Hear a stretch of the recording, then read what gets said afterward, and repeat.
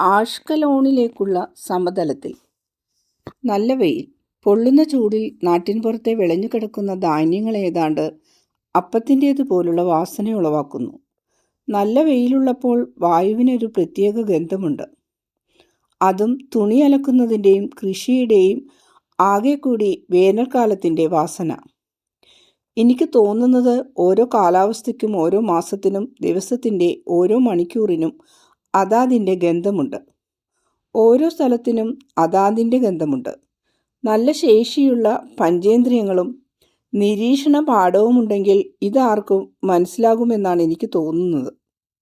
ശൈത്യമേറിയ കാറ്റുള്ള ഒരു മഞ്ഞുകാല ദിവസത്തിനുള്ള ഗന്ധമല്ല മൂടൽ മഞ്ഞുള്ള ദിവസത്തിന്. മഞ്ഞു പെയ്യുന്ന ദിവസത്തിനും വ്യത്യാസമുള്ള ഗന്ധമാണ്.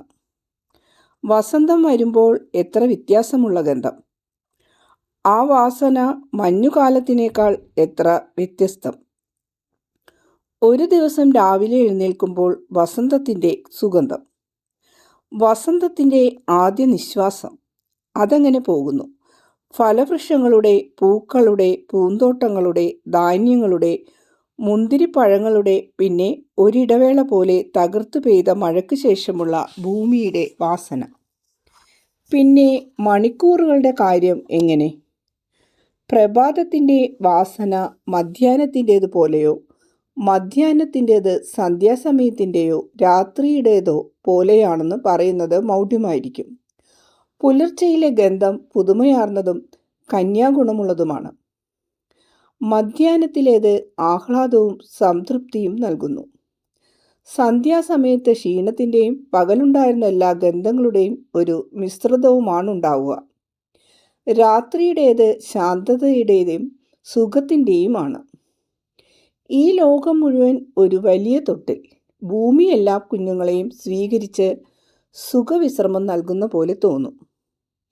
ഇനി സ്ഥലങ്ങളുടെ വാസനയോ? ഓ, കടൽ തീരത്തിൻ്റെ ഗന്ധം രാവിലെയും വൈകിട്ടും മധ്യാഹ്നത്തിലും രാത്രിയിലും വ്യത്യസ്തമാണ്. തിരകൾ ഇളക്കിയടിക്കുമ്പോഴും കടൽ ശാന്തമായിരിക്കുമ്പോഴും വ്യത്യസ്തം. തീരം മുഴുവൻ കല്ലുകളാണെങ്കിൽ മണലാണെങ്കിൽ വ്യത്യസ്തം. വേലിയിറക്കത്തിലുണ്ടാവുന്ന കടൽപ്പച്ചകളുടെ ഗന്ധം, അതിൻ്റെ അഗാധ തലങ്ങളിലെ ദുർഗന്ധം നമുക്ക് കിട്ടാനായി അതിൻ്റെ കുടിലുകൾ തുറക്കുന്നത് പോലെയാണ്. ഉൾനാടുകളിലെ സമതലങ്ങളിൽ നിന്നും വരുന്ന വാസന എത്ര വ്യത്യസ്തം! കുന്നിൻപുറങ്ങളിലേതും ഉയർന്ന ഗിരിശൃംഗങ്ങളിലെയും ഗന്ധവും വേറെ തന്നെ. അതാണ് സൃഷ്ടാവിൻ്റെ അപരിമേയത. അവിടുന്ന് സൃഷ്ടിച്ച എണ്ണമറ്റ സൃഷ്ടികളിൽ പ്രകാശം, സൗരഭ്യം, നിറം, ശബ്ദം, ആകൃതി, ഉയരം, ഇങ്ങനെ ഓരോ അടയാളങ്ങൾ പതിച്ചിരിക്കുന്നു. ഓ പ്രപഞ്ചത്തിൻ്റെ അപാര സൗന്ദര്യമേ, നിന്നെ ഈ ദർശനങ്ങളിലൂടെയും അവയുടെ ഓർമ്മകളിലൂടെയും മാത്രം കാണുന്നു. തൻ്റെ കരവേലകളിൽ ദൈവത്തെ ഞാൻ സ്നേഹിക്കുകയും പ്രാർത്ഥിക്കുകയും ചെയ്യട്ടെ. എന്നും പുതുമയാർന്നതും അവസാനമില്ലാത്തതും മഹിമ നിറഞ്ഞതുമായ ഈ മഹാപ്രപഞ്ചത്തെ കണ്ട് ഞാൻ എത്രയധികം വിസ്മയിക്കുകയും ആനന്ദിക്കുകയും ചെയ്യുന്നുണ്ട്. നിനക്കൊരിക്കലും ക്ഷീണമില്ല. നീ ഒരുത്തരെയും മടിപ്പിക്കുന്നുമില്ല. നേരെ മറിച്ച് നിന്നെ കാണുമ്പോൾ മനുഷ്യൻ ഉന്മേഷവാനാകുന്നു. എൻ്റെ കർത്താവിൻ്റെ സൃഷ്ടിയായ പ്രപഞ്ചമേ, നിന്നെ കാണുമ്പോൾ മനുഷ്യൻ കൂടുതൽ നല്ലവനും പരിശുദ്ധനുമാകുകയാണ്. അവൻ ഉയരുകയാണ്, പലർക്കും വിസ്മരിക്കപ്പെടുകയും ചെയ്യുന്നു.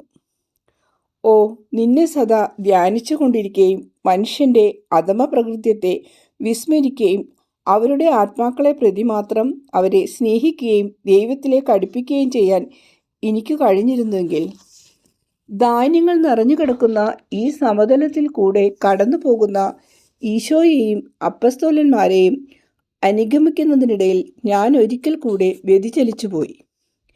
എൻ്റെ ദൈവത്തിൻ്റെ മഹനീയ കരവേലകളെക്കുറിച്ച് സംസാരിക്കുന്നതിലുള്ള ആനന്ദം എന്നെ അതിലേക്ക് നയിച്ചു. അതും സ്നേഹമാണ്. കാരണം സ്നേഹിക്കുന്ന ആളിലുള്ള ഗുണങ്ങളെ സ്തുതിച്ചു പറയുന്നതും സ്നേഹിക്കുന്ന ആളെ സ്തുതിക്കുന്നതും സ്നേഹം തന്നെ. ഇത് സൃഷ്ടാവിനെയും സൃഷ്ടിയെയും സംബന്ധിച്ചും ശരിയാണ്. അവനെ സ്നേഹിക്കുന്നവൻ അവനെ സ്തുതിക്കുന്നു. കൂടുതൽ സ്നേഹിക്കുമ്പോൾ കൂടുതൽ സ്തുതിക്കുന്നു. അവനെ പ്രതി തന്നെയും അവൻ്റെയും സൃഷ്ടികളെ പ്രതിയും സ്തുതിക്കുന്നു. എന്നാൽ ഇനി എൻ്റെ ഹൃദയത്തോട് മൗനമായിരിക്കാൻ പറഞ്ഞ ശേഷം ഈശോയെ ഞാൻ അനുഗമിക്കുകയാണ്. ആരാധികയായിട്ടല്ല, റിപ്പോർട്ടറായിട്ട്, വിശ്വസ്തയായ റിപ്പോർട്ടർ. ഈശോ വയലിൽ കൂടെ നടക്കുന്നു. ചൂട് ശക്തിയായിട്ടുള്ള ഒരു ദിവസം. സ്ഥലം വിജനമാണ്. വയലിലെങ്ങും ഒരാൾ പോലുമില്ല. വിളഞ്ഞു കിടക്കുന്ന ധാന്യക്കതിരുകളും അവിടെയായി ഏതാനും വൃക്ഷങ്ങൾ മാത്രം. വെയിൽ, ധാന്യങ്ങൾ, പക്ഷികൾ, പല്ലി, പുല്ല് കട്ട പിടിച്ച് അവിടെയായി അനങ്ങാതെ നിൽക്കുന്നു. ഇതുമാത്രമാണ് ഈശോയ്ക്ക് ചുറ്റും. ഈശോ നടക്കുന്ന വഴിയുടെ ഒരു വശത്ത് ഒരു ഗ്രാമം, എതിർവശത്ത് വയൽ, വേറൊന്നുമില്ല. എല്ലാവർക്കും ചൂട്, ആരും ഒന്നും പറയുന്നില്ല. പുറം കുപ്പായം എല്ലാവരും തന്നെ മാറ്റി. എന്നാൽ അങ്കിയും രോമം കൊണ്ടുള്ളതായതിനാൽ ചൂടിന് വലിയ കുറവൊന്നുമില്ല.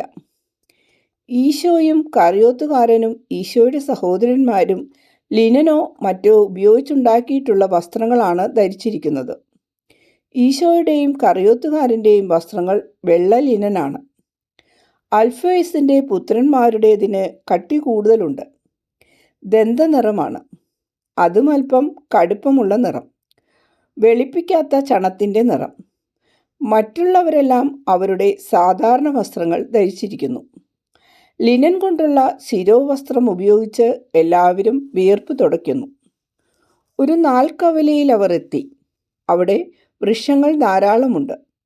ആ തണലിൽ എല്ലാവരും നിന്ന് അവർ കൊണ്ടുവന്നിട്ടുള്ള വെള്ളം ആവേശത്തോടെ കുടിക്കുന്നു. തീ പിടിച്ച പോലുള്ള ചൂട്. പത്രോസ് പിറുപിറുക്കുന്നു. ഒരു കൊച്ചരുവിയെങ്കിലും ഇവിടെ ഉണ്ടായിരുന്നുവെങ്കിൽ. പക്ഷേ യാതൊരു വസ്തുവുമില്ല. അധികം താമസിക്കേണ്ട, ഒറ്റ ഒരുത്തനും ബാക്കിയുണ്ടാകുകയില്ല. ബെർത്തലോമിയോയുടെ വിലാപം. പർവ്വതത്തിൽ നടക്കുന്നതാണ് ഇതിലും ഭേദം. സബദിപുത്രൻ ജെയിംസ് ചൂടുകൊണ്ട് ആകെ ചുവന്നു പറയുന്നു.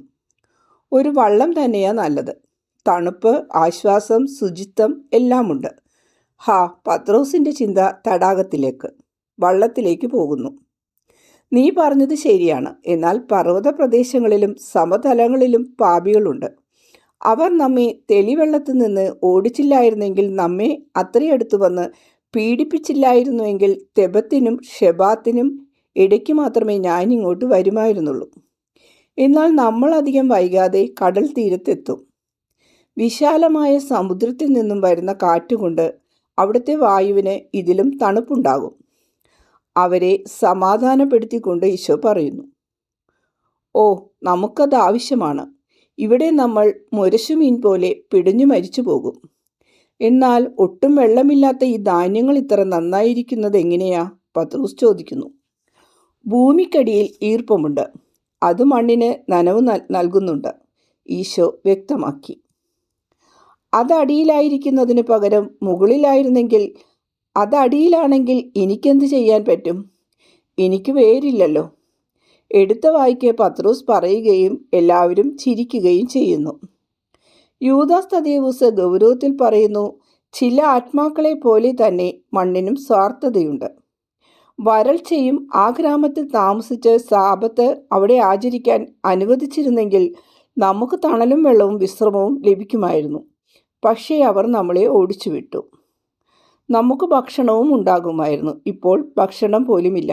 എനിക്കാണെങ്കിൽ വിശക്കുന്നു. എന്തെങ്കിലും പഴങ്ങളുണ്ടായിരുന്നെങ്കിൽ. ഫലവൃക്ഷങ്ങളെല്ലാം വീടുകളോടടുത്താണുള്ളത്. ആര് പോയി പറിക്കും? ഇവിടുത്തെ ആളുകളും മറ്റേ സ്ഥലത്തേത് പോലെയാണെങ്കിൽ. അവർ വിട്ടുപോകുന്ന ഗ്രാമം ചൂണ്ടിക്കാണിച്ചുകൊണ്ട് തോമസ് പറയുന്നു, എൻ്റെ പങ്ക് നീ എടുത്തുകൊള്ളൂ, എനിക്കത്ര വലിയ വിശപ്പൊന്നുമില്ല. തീഷ്ണൻ പറയുന്നു, എൻ്റേതും നിനക്കെടുക്കാം. ഈശോ പറയുന്നു, കൂടുതൽ വിശപ്പുള്ളവർ ഭക്ഷണം കഴിക്കണം. എന്നാൽ ഈശോയുടെയും തീഷ്ണൻ്റെയും നെഥാനിയേലിൻ്റെയും പങ്ക് ഒരുമിച്ച് വെച്ചിട്ടും അത് തീരെ കുറവാണ്. തോമസും പ്രായം കുറഞ്ഞ മറ്റുള്ളവരും നോക്കുന്ന നോട്ടത്തിൽ നിന്ന് അത് മനസ്സിലാകുന്നുണ്ട്. എങ്കിലും ഒന്നും പറയാതെ അവർക്ക് കിട്ടിയ ഓഹരി അല്പാൽപമായി ഉള്ളിലാക്കുന്നു. ക്ഷമാശീലനായ തീഷ്ണൻ അല്പം പച്ച കാണുന്ന ഒരു സ്ഥലത്തേക്ക് പോവുകയാണ്. അവിടെ നനവ് കാണുമല്ലോ. അവിടെ ഒരു കുഴിയുടെ അടിഭാഗത്ത് അല്പം വെള്ളം ഇറ്റിറ്റ് വരുന്നുണ്ട്. താമസിയാതെ അത് നിൽക്കുന്ന ലക്ഷണമാണ്. കൂട്ടുകാരെ കൂകി വിളിച്ച് അവിടേക്ക് എല്ലാവരും ചെന്നു. അവിടുന്ന് പച്ച കാണുന്ന ചെടികളെ നോക്കി മുന്നോട്ടു പോയി. പകുതി ഉണങ്ങിയ ഒരു അരുവി കണ്ടു. അതിൻ്റെ അല്പം വെള്ളത്തിൽ അവർ കാല് നനച്ചു, മുഖം കഴുകി. എന്നാൽ ആദ്യമേ ചെയ്തത് കുടിവെള്ളം പാത്രങ്ങളിൽ നിറയ്ക്കുകയായിരുന്നു. വെള്ളം നിറച്ച പാത്രങ്ങൾ തന്നെ തണുക്കാനായി വെള്ളത്തിൽ തന്നെ തണലുള്ള ഭാഗം നോക്കിയിട്ടു. പിന്നീട് ഒരു വൃക്ഷച്ചുവട്ടിൽ പോയിരുന്നു. ക്ഷീണിതരായതിനാൽ ഉടനെ തന്നെ ഉറക്കം പിടിച്ചു. ഈശോ സ്നേഹത്തോടും സഹതാപത്തോടും കൂടെ അവരെ നോക്കുകയും തല കുലുക്കുകയും ചെയ്യുന്നുണ്ട്. തീഷ്ണൻ വീണ്ടും വെള്ളം കുടിക്കാൻ പോയ വഴിക്ക് ഇത് കാണുന്നു. അതിനാൽ ഈശോയോട് ചോദിക്കുന്നു, ഗുരുവേ, എന്തുണ്ടായി? ഈശോ എഴുന്നേൽക്കുകയും ഒരു കൈ കൊണ്ട് തീഷ്ണനെ കെട്ടിപ്പിടിച്ച് വേറൊരു വൃക്ഷച്ചുവട്ടിലേക്ക് കൊണ്ടുപോവുകയും ചെയ്യുന്നു. എന്താണുണ്ടായതെന്നോ? നിങ്ങളുടെ ക്ഷീണം കണ്ടിട്ട് എനിക്ക് സങ്കടം വരുന്നു. ഞാൻ ചെയ്യുന്നത് എന്താണെന്ന് നിശ്ചയമില്ലാത്ത ആളായിരുന്നു ഞാനെങ്കിൽ നിങ്ങൾക്കിത്ര ബുദ്ധിമുട്ടുണ്ടാകുന്നതിനെക്കുറിച്ച് എൻ്റെ മനസ്സിൽ ഒരു സമാധാനവും ഉണ്ടാകുകയില്ലായിരുന്നു. ബുദ്ധിമുട്ടോ? ഇല്ല ഗുരുവേ, ഞങ്ങൾക്കിതെല്ലാം സന്തോഷം മാത്രം. നിന്നെ അനുഗമിക്കുമ്പോൾ എല്ലാം അപ്രത്യക്ഷമാകുന്നു. ഞങ്ങൾക്കെല്ലാവർക്കും സന്തോഷമാണ്. ആർക്കും ഒരു മനപ്രയാസവുമില്ല. ആർക്കും ഒരു മിണ്ടാതിരിക്കൂ സൈമൺ. നല്ല ആളുകളിൽ തന്നെ മാനുഷിക പ്രകൃതം എതിർപ്പ് കാണിക്കുന്നു. മാനുഷികമായി നോക്കിയാൽ പ്രതിഷേധം കാണിക്കുന്നത് തെറ്റല്ല താനും. നിങ്ങളെ ഞാൻ നിങ്ങളുടെ വീട്ടിൽ നിന്നും കുടുംബാംഗങ്ങളിൽ നിന്നും ജോലികളിൽ നിന്നും വിടുവിച്ചു കൊണ്ടുവന്നു. എന്നെ അനുഗമിക്കുന്നത് വളരെ നല്ലതായിരിക്കുമെന്നോർത്ത് നിങ്ങൾ വന്നു. എന്നാൽ ഇപ്പോഴത്തെ നിങ്ങളുടെ എതിർപ്പ്, ആന്തരികമായ പ്രതിഷേധം ഒരു ദിവസം ശാന്തമാകും. അന്ന് നിങ്ങൾക്ക് മനസ്സിലാകും, മഞ്ഞിലും ചെളിയിലും പൊടിയിലും കൂടെ നായ്ക്കളെന്ന പോലെ നടന്ന ദിവസങ്ങൾ. പീഡിപ്പിക്കപ്പെട്ട് വിശന്ന് ദാഹിച്ച് ഉപദ്രവിക്കപ്പെട്ടവനായ, അതിലെല്ലാം ഹീനമായ, സഹിക്കുന്ന ഗുരുവിനെ അനുഗമിച്ചത് നന്നായി എന്ന് എല്ലാം വളരെ സുന്ദരമായി അന്ന് തോന്നും. കാരണം നിങ്ങളുടെ മനസ്സിന് ആകെ മാറ്റം വന്നു കഴിഞ്ഞിരിക്കും. ഒരു പുതിയ വെളിച്ചത്തിൽ എല്ലാം നിങ്ങൾ കാണും. എൻ്റെ ബുദ്ധിമുട്ടുള്ള വഴിയിലൂടെ നിങ്ങളെ നയിച്ചതിന് നിങ്ങൾ എന്നെ അനുഗ്രഹിക്കുകയും ചെയ്യും. ഗുരുവേ, നിനക്ക് ദുഃഖമാണ്. ആ ദുഃഖത്തിന് ലോകം കാരണമാകുന്നു. എന്നാൽ ഞങ്ങൾക്കതിലൊരു പങ്കുമില്ല. ഞങ്ങൾക്കെല്ലാവർക്കും സന്തോഷമാണ്. എല്ലാവർക്കുമോ? നിനക്ക് തീർച്ചയുണ്ടോ? അങ്ങേക്ക് വേറെ അഭിപ്രായമാണോ ഉള്ളത്? അതെ, വേറെ അഭിപ്രായം. നിനക്കെപ്പോഴും സന്തോഷമാണ്. നീ മനസ്സിലാക്കി. മറ്റു പലരും മനസ്സിലാക്കിയിട്ടില്ല. ഉറങ്ങുന്നവരെ കണ്ടോ? ഉറങ്ങുന്ന അവസരത്തിലും ഏതെല്ലാം തരത്തിലുള്ള ചിന്തകളാണ് അവരുടെ മനസ്സിൽ ഇളകി മറിയുന്നതെന്ന് നിനക്കറിയാമോ? പിന്നെ ശിഷ്യരുടെ ഇടയിൽ എത്ര പേർ? എല്ലാം പൂർത്തിയാകുന്നതുവരെ അവരെല്ലാം വിശ്വസ്തരായിരിക്കുമെന്ന് നീ വിചാരിക്കുന്നുണ്ടോ? നോക്കൂ, കുട്ടിക്കാലത്തെ ആ പഴയ കളി നമുക്കൊന്ന് കളിക്കാം. മൂത്ത് ഉണങ്ങി പൊട്ടാറായ ഒരു അപ്പൂപ്പൻ താടിയെടുത്ത് മെല്ലെ ഊതുന്നു. അതുടനെ പലതായി വേർപെട്ട് പറന്നു തുടങ്ങി. ചിലത് ഈശോയുടെ മടിയിൽ വന്നു വീണു. നോക്കൂ, എത്രയെണ്ണം എന്നോടുള്ള സ്നേഹം നിമിത്തം എന്ന് തോന്നത്തക്ക വിധത്തിൽ എൻ്റെ മടിയിൽ വന്നു വീണിരിക്കുന്നു. അതെണ്ണുക. അവ 23 എല്ലാം കൂടെ ഇതിൻ്റെ 3 ഇരട്ടി ഉണ്ടായിരുന്നിരിക്കണം. മറ്റുള്ളവയ്ക്ക് എന്ത് സംഭവിച്ചു നോക്കിക്കേ. ചിലതെല്ലാം ഇപ്പോഴും അലഞ്ഞു തിരിയുന്നു. ചിലത് ഭാരനിമിത്തം നിലത്ത് വീണു. ചിലത് അവയുടെ വെള്ളിപ്രഭയുള്ള പൂടനിമിത്തം അഹങ്കരിച്ച് മുകളിലേക്ക് ഉയരുന്നു. ചിലത് നമ്മൾ വെള്ളം പിടിക്കാനിറങ്ങിയ സ്ഥലത്തെ ചെളിയിൽ ചെന്ന് വീണു. ഇപ്പോൾ നോക്കിക്കേ, എൻ്റെ മടിയിൽ വീണത് ചിലതെല്ലാം 7 പോയി കഴിഞ്ഞു. അതിലെ പറന്നു വന്ന കടന്നലാണ് അവയെ പറത്തിയത്. അവയ്ക്ക് എന്തായിരുന്നു ഭയം? അല്ലെങ്കിൽ എന്താണ് അവരെ ആകർഷിച്ചത്? അത് കുത്തുമെന്ന് പേടിച്ചോ? അതോ അതിൻ്റെ കറുപ്പും സ്വർണവുമായിട്ടുള്ള നിറം അവയെ ആകർഷിച്ചോ? അതിൻ്റെ അഴകോ ചിറകിൻ്റെ മിന്നുന്ന പ്രകാശമോ എന്താണ് അവയെ ആകർഷിച്ചത്? അവ പോയിക്കഴിഞ്ഞു ചതിക്കുന്ന ഒരു സൗന്ദര്യത്തെ അനുഗമിച്ചു. സൈമൺ, ഇത് തന്നെ എൻ്റെ ശിഷ്യർക്കും സംഭവിക്കും. ചിലർ തങ്ങളുടെ തന്നെ സ്വസ്ഥതയില്ലായ്മ നിമിത്തം പോകും. ചിലർ അവരുടെ സ്ഥിരതയില്ലായ്മ നിമിത്തം. വേറെ ചിലർ അഹങ്കാരം മൂലം, ബുദ്ധിയില്ലായ്മയാൽ, ചാബല്യം കൊണ്ട്, അഴുക്കിനോടുള്ള ആസക്തി നിമിത്തം, ഭയം കൊണ്ട്, ഭോഷത്വം കൊണ്ട് എന്നെ വിട്ടുപോകും. എൻ്റെ ദൗത്യ നിർവഹണത്തിലെ ഏറ്റവും വിഷമമുള്ള സമയത്ത് ഞങ്ങൾ നിന്റെ കൂടെ വരുന്നു എന്ന് പറയുന്ന എൻ്റെ ശിഷ്യർ എൻ്റെ കൂടെ കാണുമെന്ന് നീ വിചാരിക്കുന്നോ? എൻ്റെ പിതാവ് സൃഷ്ടിച്ച അപ്പൂപ്പൻ താടി 70-ൽ കൂടുതലുണ്ടായിരുന്നു. എന്നാൽ എൻ്റെ മടിയിൽ ഇപ്പോൾ 7 മാത്രമേ ഉള്ളൂ. കാരണം കാറ്റിൻ്റെ നേരിയ ചലനത്താൽ വളരെ നേരിയ തണ്ടുള്ളവ പറന്നുപോയി. അത് പോയി. അതുപോലെ ആയിരിക്കും എൻ്റെ ശിഷ്യർ. എന്നോട് വിശ്വസ്തരായിരിക്കാൻ നിങ്ങൾ എത്രയധികം ബുദ്ധിമുട്ടേണ്ടി വരുമെന്ന് ഞാൻ ചിന്തിക്കുകയാണ്.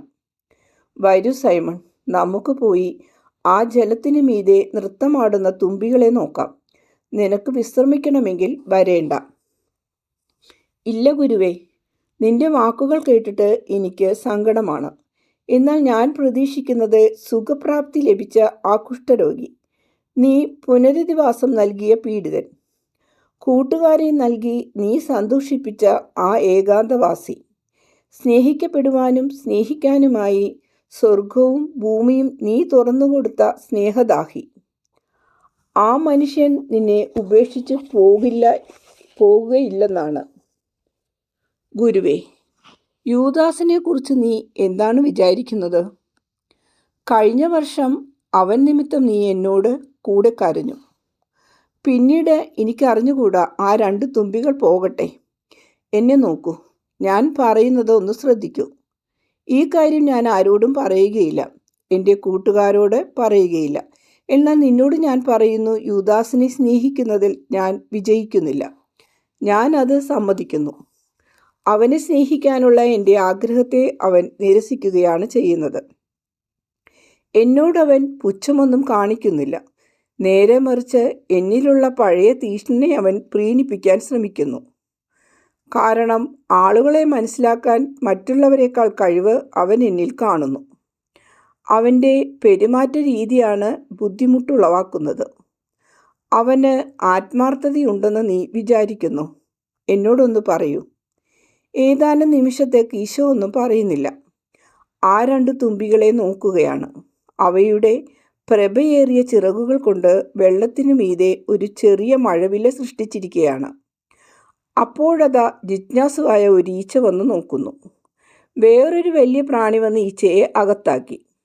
ഒട്ടും താമസിയാതെ തുമ്പികളും പ്രാണിയും പതിയിരുന്ന ഒരു തവളയുടെ വായിലുമായി. ഈ പ്രാണികളുടെ അന്ത്യം നിരീക്ഷിച്ചുകൊണ്ട് കിടന്നിരുന്ന ഈശോ എഴുന്നേൽക്കുന്നു. എല്ലാം ഇതുപോലെ തന്നെ. തുമ്പിക്ക് സസ്യങ്ങൾ കരണ്ടു തിന്നാൻ പറ്റിയ വായും ഈച്ചകളെ പിടിക്കാൻ പറ്റിയ ചിറകുകളുമുണ്ട്. തുമ്പികളെ വിഴുങ്ങാൻ പറ്റിയ വലിപ്പമുള്ള വാ തവളകൾക്കുമുണ്ട്. ഓരോന്നിനും അതാതിൻ്റെ കഴിവുകൾ. അവ അതുപയോഗിക്കുകയും ചെയ്യുന്നു. നമുക്ക് പോകാം സൈമൾ. അവരെല്ലാം ഉണർന്നു വരുന്നു. എന്നാൽ നീ എനിക്ക് മറുപടി തന്നില്ല.